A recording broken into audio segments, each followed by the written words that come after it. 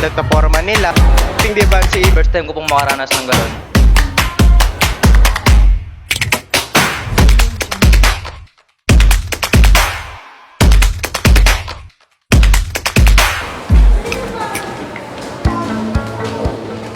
What's up? What's poppin'? What's rockin'? Mabuhay QCANs and welcome to episode 4 of Gyoka Logs! It's your girl Yan Yan And your ate girl, Chloe Bistar. always on the lookout with the latest happenings And ganap. here at QCA. You know what? I am really genuinely excited for this year's elections. Alam mo kung bakit? Because it has been a 3-year-long hiatus. And ever since then, we have always long gone. Napapaisip tayo, ano nga ba ang kaya nitong mga QCAans dito? Kaya ba nilang mag-lead? Well, now we can see that. And now we can see kung kaya ba nilang patunayan ito. I do agree with you, partner. Kaya naman I'm so excited nung nalaman ko na babalik na daw ang student government. I'm so ready to hear what our running candidates have to say and offer to share their voices para sa lahat. Tama ka dyan, partner, because your vote is your voice. Kaya naman, ikaw, partner, handa ka na ba? Handang-handa na ako, partner. So let's cut to the chase. And let's see the running candidates.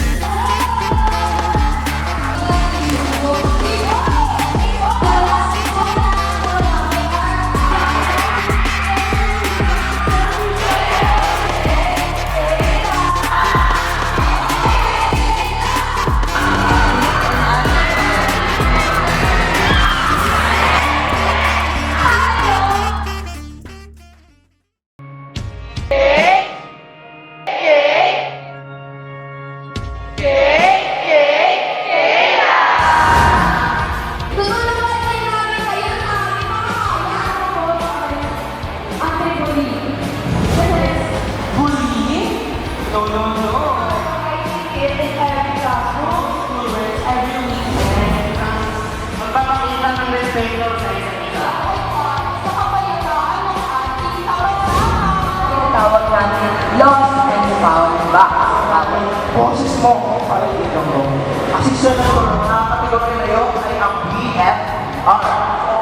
Basically, patuloy ng Friday, wala ng schoolwork, this space, at kapayapaan ng teachers at Pwede kayo mag-share ng mga concerns kung bilang vice-presidente nyo ay mabigyang layunin at mabigyang masin ang tatlong pangunahing aspeto ng progress aid. Malalaman nyo ang mga clubs na pwede mag-progress sa QCA at nalasabi ng SA. Ito po ay tinatawag ang Staff Appreciation Day. Ang salubong ko ay para sa mga bagong estudyante ng Why Not Let's Celebrate Pride Fest.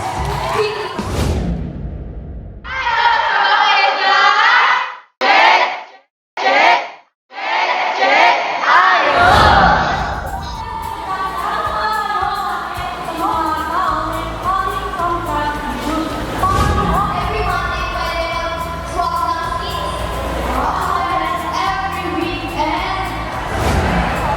Sige, what it is to give opportunities to students, more food options. Siyempre, narinig naman. Pero natin ako ng maliyan na mayroon tayong mga kabaihan. Yung kamustahan sa feedback, rating ang service.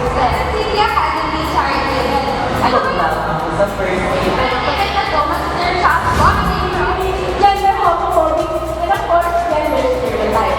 Possibility ng mga PRM na high quality youth meeting or youth united, wherein all youths are united as one whole. Ay ang free name permits because I believe that you can do it. So in order to improve Improvement.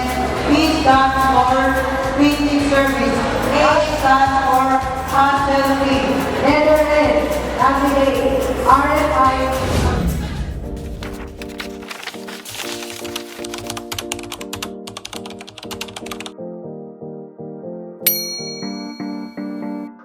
Maglalaban-laban sila, anuin nila yung partida nila para botohin sila at kung sino ang deserving na magiging governor, president, or kung ano man po.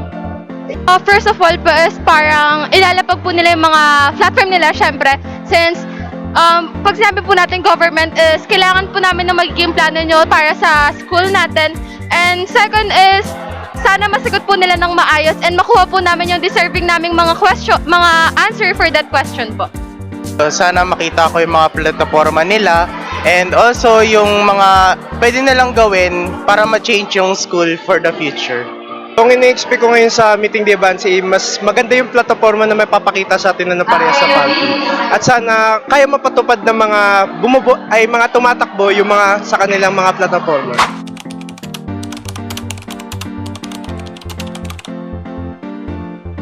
My thoughts on the is it shows how the QCANs are really creative into thinking of their platforms and all of their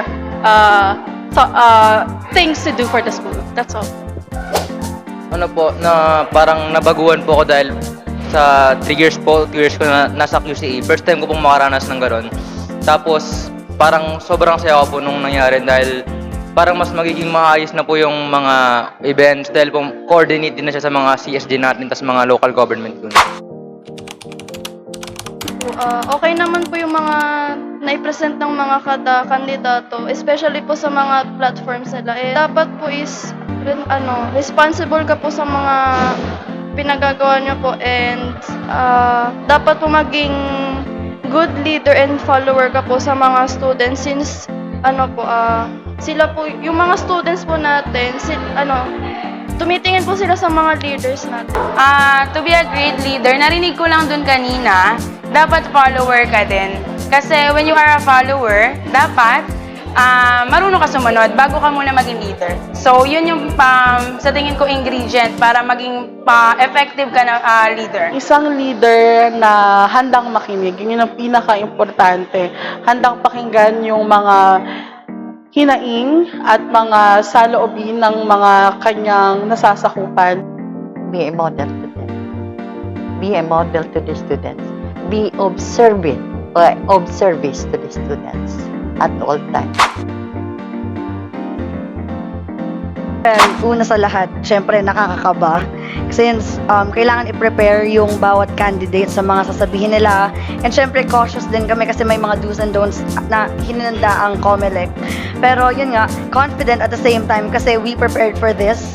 And ngayong syempre morning session, may mga need kami i-improve as a party list na siguro there's a possibility i-apply namin later on.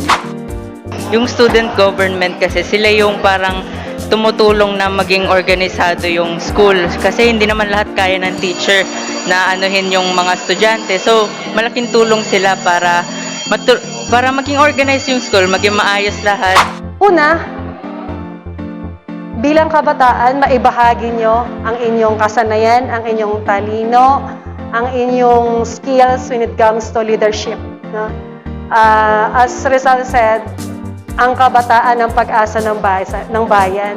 So, paano maisa sa katuparan yon? Paano makakamtan? Paano pakikinabangan ng lipunan sa pamamagitan ng kabataan? At ang pagkakaroon ng student government, centralized student government, ang stepping stone para sa kabataang kagaya nito.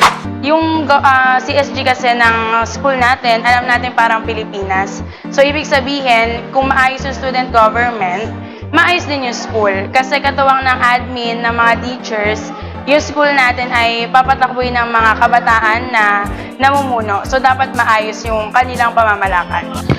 Napaka-importante nung student government kasi ito yung way para ensayo yung mga mag-aral kung sila man ay gusto nilang tumakbo in the future, kung may gusto silang takbuhang posisyon at pag-ensayo na rin ito sa mga kabataan na bumoto ng tamang leader. Napakahalaga ng importance ng central student government. Why? Ang mga kabataan, once they are being elected, they can air not anything, of course, the positive part ng mga bagay na gusto nilang malaman tungkol dito sa government, student government. If they want to introduce a certain law, if they want it, they can propose it for, of course, with the approval of the administration. For today's event, unang-una syempre inihanda ko muna yung sarili ko natulog ako ng maayos para mapagandaan ng maayos din at masagot din ng maayos kung may mga katanungan po yung ating mga tumatakbong kandidato. At pangalawa, inihanda ko rin yung aking mga commissioners sa mga tanong na pwedeng ihanda sa meeting de avance, tsaka yung possible na tanong din sa mga platforms ng mga candidates. In a community where voting is a privilege, we urge each and every QCAans to use the power that they have to vote for the well-deserved and well-capable names in the ballot. Remember, As Mahatma Gandhi said, the future depends on what we do in the present. Kaya naman, vote wisely. once again, I'm your ate girl, Chloe Bisnar. And this is Yan Yan Guarda, always on the lookout with the latest happenings. And this is #Yokologs.